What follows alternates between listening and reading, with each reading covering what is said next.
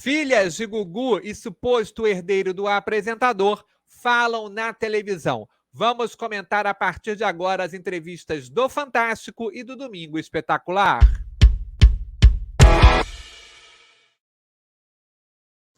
Pois é, pessoal, mas antes, solta o dedo, se inscreve, ativa o sininho, ajuda a manter aqui o nosso trabalho no YouTube. Bom, vamos falar então das entrevistas deste fim de semana das filhas do Gugu no Fantástico e do suposto herdeiro do Gugu, o Ricardo Rocha, no Domingo Espetacular. Lembrando, para quem não assistiu, estou colocando os links dos dois conteúdos no campo de descrição deste vídeo. Vou começar pela Globo, porque é mais rápido que a gente vai falar, e aí reto e direto. Vou botar o link aqui embaixo, mas acho uma boa perda de tempo vocês assistirem a entrevista feita pela Globo. Muito ruim. Muito ruim, não trouxe rigorosamente nada de novo, embora desde a semana passada venha anunciando que traria novidades ao caso. E não houve nenhuma novidade. E o pior, jornalisticamente equivocadíssima matéria, porque veio citando a carta de Rosemiriam de Matteu para Gugu, a polêmica carta que todos os veículos estão repercutindo ao longo da semana e dando crédito a quem é de direito. Um furo do jornalista Erlan Bastos em sua coluna no Em Office, é princípio básico do jornalismo. E a gente não viu isso na matéria da Ana Carolina Raimundi no Fantástico. Então, Ana, foi um erro delicado da sua parte. Eu sei que você cumpre ordens na Globo, a Globo tem toda... Eu já comento aqui com vocês que a Globo tem toda essa mania de dar crédito apenas aos veículos, digamos assim, mais tradicionais, como Veja, Folha de São Paulo. E olha que nós tivemos casos aí desse imbróglio envolvendo a herança do Gugu, revelados pela Folha de São Paulo, e nem assim foram citados pela matéria do Fantástico, hein? Nem assim. É um erro de um programa como um todo, de uma produção como um todo, de um jornal que está aí para fazer 50 anos e comete um erro desse. Então, um erro grave, na minha opinião, da matéria da Ana Carolina Raimundi. A única novidade que ela trouxe, se é que foi uma grande novidade, foi ouvir Marina e Sofia dizendo que vão participar do teste de DNA, aí evitando a exumação do corpo do Gugu, para saber se o Ricardo, o rapaz que diz ser filho do Gugu, é de fato herdeiro ou não. E a gente já comenta já a entrevista lá da Record. Primeiramente, gente, achei que as duas estavam muito calmas, muito polidas, mas você percebia ao mesmo tempo que elas estavam pensando minuciosamente cada palavra que falariam, ambas, né? A gente percebia muito pelo olhar, né? Os olhares eram desencontrados em algumas oportunidades. Claro, uma entrevista dada ao Fantástico, que, aliás, né, não fez as perguntas que todo mundo gostaria de saber, especialmente sobre a carta. Aliás, né, ficou muito no ar em algum momento da entrevista que Gugu e Rose brigavam como um casal, né? E a gente viu que na carta, né, casal ali não existia, né? Pelo menos essa é a impressão que todo mundo está tendo nesse momento. Era uma tentativa de ser um casal. E hoje, né, um dos amigos do Gugu deu uma entrevista, aí o Homero Salles, também ao Em Off, que a gente dá o crédito aqui, falando que não havia uma relação íntima entre Gugu e Rosemiriam, né? Esse é um ponto da entrevista do Fantástico. É claro, a Ana não fez as perguntas que nós queríamos que fossem realizadas, porque foi uma entrevista fechada com o advogado, ali estava na presença do Nelson Williams, que está representando Marina, Sofia e Rosemiriam, que disputam este caso aí com Aparecida Liberato, irmã de Gugu Inventariante, e o irmão das gêmeas, né, o João Augusto Liberato, o primogênito do Gugu, que querem que seja mantido o testamento do apresentador. Então, o esquema é esse. Faltaram outras perguntas também. Qual é a relação com os primos, né? Porque também estão no espólio. Enfim, isso não aconteceu.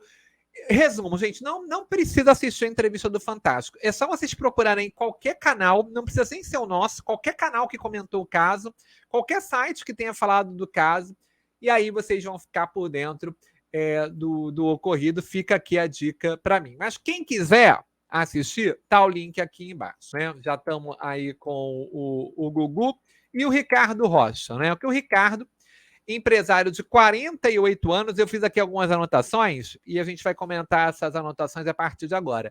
Deu uma entrevista exclusiva para o Roberto Cabrini no Domingo Espetacular. E eu já falo de cara, ser entrevistado por Cabrini não é fácil não, porque o Cabrini ele vai ali até fazer com que a pessoa diga o que de fato tem que dizer, né? E se tiver contradição, ele pega. Cabrini é bom disso, né? Mas vamos lá. Ricardo Rocha, né? Como eu disse, empresário, vende carros em São Paulo. Eu achei o Ricardo firme na entrevista. Ele chega a chorar de uma forma muito natural, sem ter nada muito emocionante assim naquele momento. Ele chega a chorar nessa entrevista. Isso me chamou a atenção. Né? Ele olha nos olhos do Cabrini, diferente das gêmeas, que a gente percebe muitos olhares desviados em alguns momentos.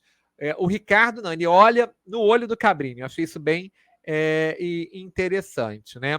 Ele diz que é um homem simples e tímido e que é filho de Otacília Gomes da Silva, que na ocasião tinha 28 anos e disse para o filho, para o Ricardo, que se relacionou com o Gugu aos 14 anos. Eu não me lembro dessa entrevista dizer se a Otacília está viva ou está falecida, porque sem dúvida seria uma parte importante também da entrevista. Como só ouviram o filho do Gugu, eu acredito que ela não esteja viva, mas isso não é uma informação, tá? O que mais?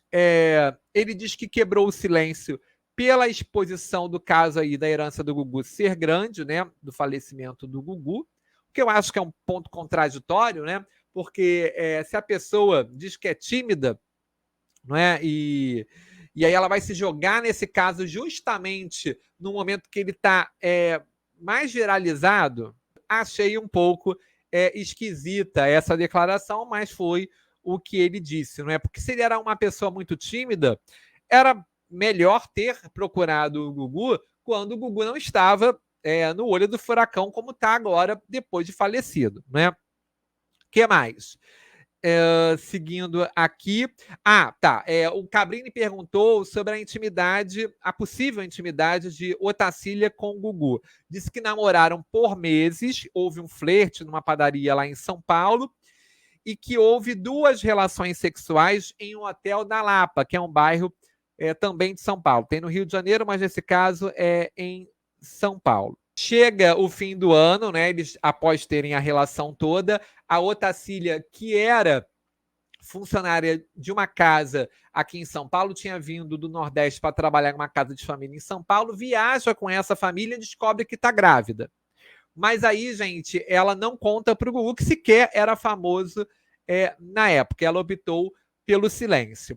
O Ricardo descobre quando tinha 10 anos, que era filho do Gugu, e Gugu já tinha uma certa fama na televisão nessa ocasião. Diz que, apesar de todo esse cenário do Gugu já ser famoso, ter emprego na televisão, ele teve uma infância pobre, chegou a dormir na rua e passar fome, o que também chama muita atenção. Tem que ser uma timidez muito grande, não é?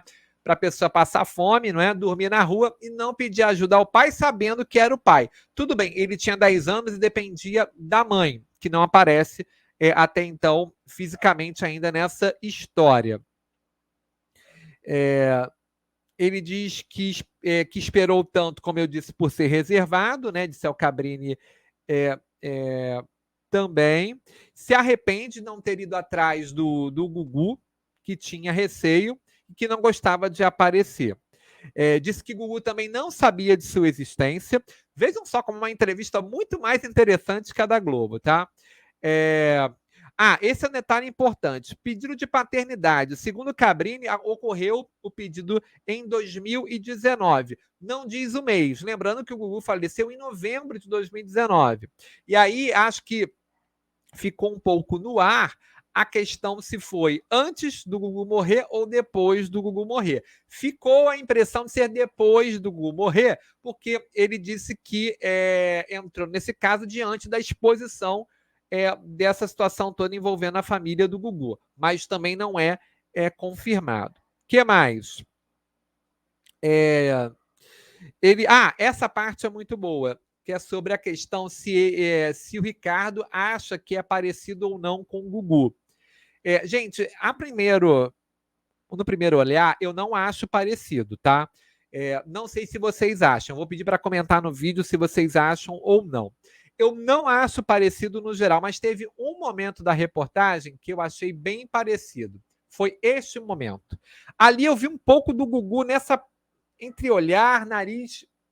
Eu vi um olhar meio parecido do Gugu, mas foi o único momento. Do restante, não achei parecido. Mas nesse take aí, eu achei parecido. Enfim, foi o único momento que eu achei.